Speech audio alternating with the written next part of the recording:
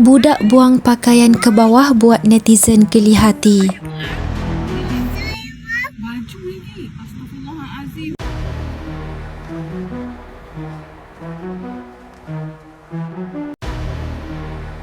Tular perkongsian video seorang kanak-kanak yang tinggal di sebuah pangsapuri sedang membuang pakaian ke bawah membuatkan ramai yang geli hati.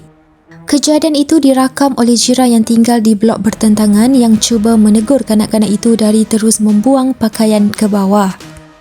Dalam video berkenaan dapat dilihat kanak-kanak terbabit membuang beberapa helai pakaian ke bawah namun tidak mengendahkan suara teriakan jiran berkenaan yang cuba menghalangnya.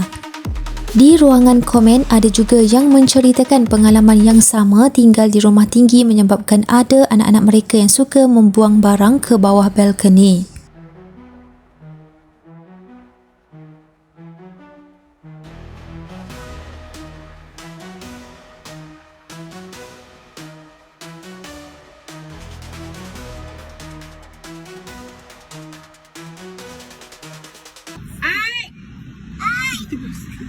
Bosa dia buang. Baju lagi. Astaghfirullahalazim. Penuh tu belakang dia tu. Baju dia. Dia buang lagi. Penuh lah rumah kan.